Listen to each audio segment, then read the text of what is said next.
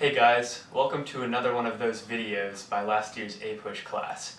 I'm Jonathan Lindsay and this is my contribution to your class, so I hope you enjoy.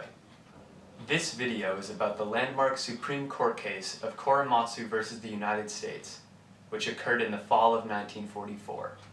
The question at hand was whether the President and Congress went beyond their war powers by implementing exclusion and restricting the rights of Japanese Americans. First, I'll give some historical background. As you already know, the United States was at war with Japan during this time, and fighting would only cease in September 2nd, 1945. Because of this conflict in Japan, President Roosevelt issued Executive Order 9066 on February 19, 1942. I'll read a section of the order so you can see what it says. I hereby authorize and direct the Secretary of War and the military commanders whom he may from time to time designate, whenever he or any designated commander deems such an action necessary or desirable, to prescribe military areas in such places and of such extent as he or the appropriate military commander may determine, from which any or all persons may be excluded, and with respect to which the right of any person to enter, remain in, or leave shall be subject to whatever restrictions the Secretary of War or the appropriate military commander may impose in his discretion. The law, which was written by War Department officer Carl Benditson, made violations of military orders a misdemeanor, punishable by up to $5,000 in fines and 1 year in prison. Interestingly enough, Benditson would later be promoted to Director of the Wartime Civilian Control Administration and oversee the evacuation of Japanese Americans. For decades, Japanese Americans and other Asian Americans had suffered from racially motivated fear and prejudice.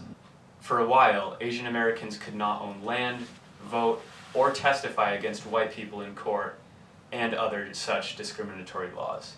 Also, the FBI and other governmental intelligence branches had been conducting surveillance on Japanese American communities since the beginning of the 1930s. In 1941, President Roosevelt began a study that would assess the possibility of Japanese Americans being a threat to U.S. security. The report was finished exactly 1 month before Pearl Harbor, and found that there will be no armed uprising of Japanese in the United States. For the most part, the local Japanese are loyal to the United States, or at worst, hope that by remaining quiet they can avoid concentration camps or irresponsible mobs. A second investigation, which had begun in 1940, also concurred with the first investigation and found that there was no fifth column activity by Japanese Americans. Unfortunately, both reports were ignored. Because of this, around 120,000 men, women, and children were evacuated from the West Coast and put in internment camps across the nation. The evacuees were taken to camps that consisted of buildings made out of paper walls, often in parts of the country with bitter winters and hot summers. The camps were guarded by armed soldiers and fenced with barbed wire. The camps held up to 18,000 people and were basically their own cities, with food, medical care, and education provided by the government. Adults were offered camp jobs with salaries ranging from $12 to $19 a month, which in today's money is about $175 to $200 a month, not nearly enough to live on. Fred Korematsu was a Japanese-American man who decided to stay in San Leandro, California. He knowingly violated Civilian Exclusion Order number 34 of the U.S. Army.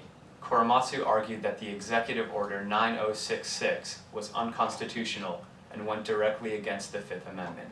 He was arrested and convicted. The Circuit Court of Appeals affirmed the conviction, and the Supreme Court granted certiorari.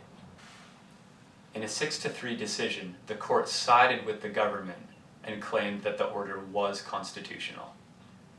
The opinion, written by Supreme Court Justice Hugo Black, held that the need to protect against espionage outweighed Fred Korematsu's individual rights as well as the rights of other Japanese Americans. Korematsu ended up being sent to an internment camp in Utah and claimed it was far worse than jail. The decision in Korematsu versus the United States has obviously been controversial.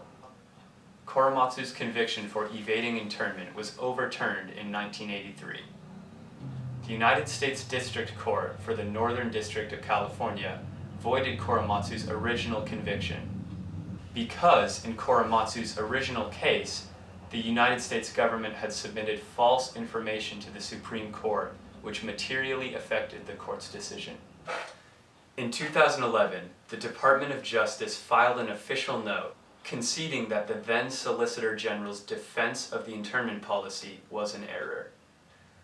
Today, California celebrates Fred Korematsu Day in order to honor him for his activism for its people. Thanks guys, hope you enjoyed it and good luck as you continue on with this course.